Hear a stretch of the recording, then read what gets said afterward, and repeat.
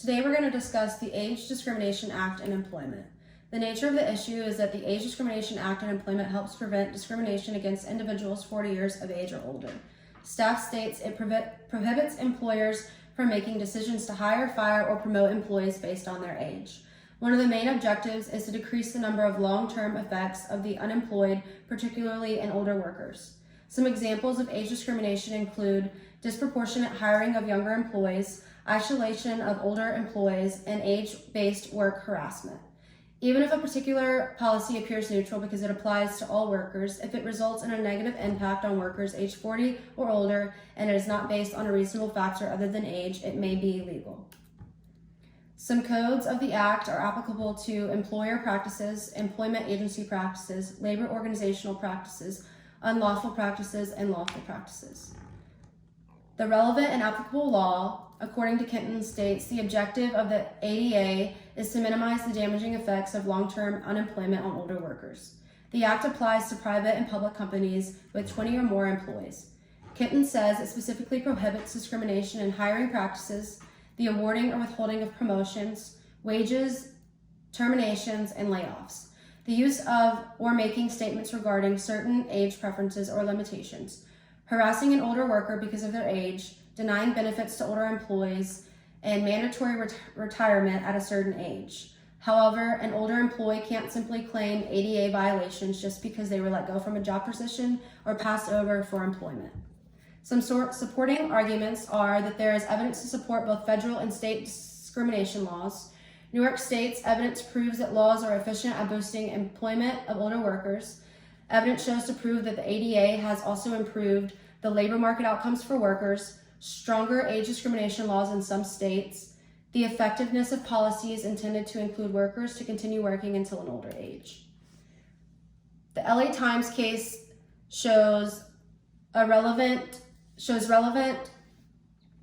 information involving the Los Angeles Times. Gurk states that in this case they found LA Times liable for age discrimination brought by preferential hiring toward job candidates under the age of 40. The jury awarded a former sports columnist $15.4 million in damages against the newspaper after the employee was demoted following health concerns.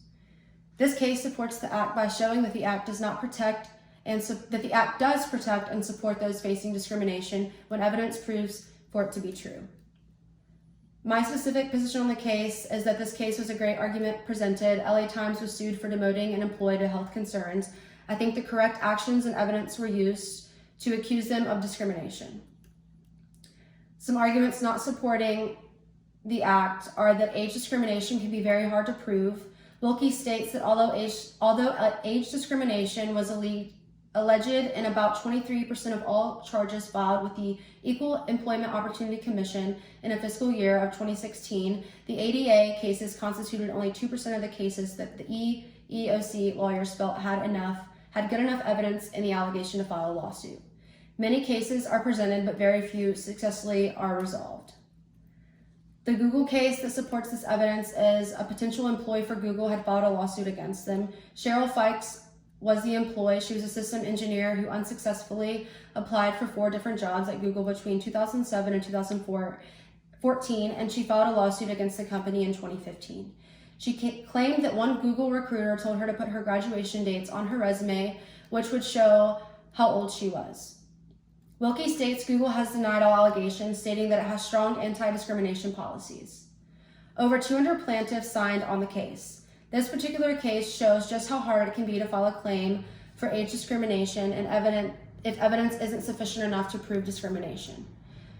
I personally think that Cheryl presented a good case. However, I do not think her evidence justified being discriminated against.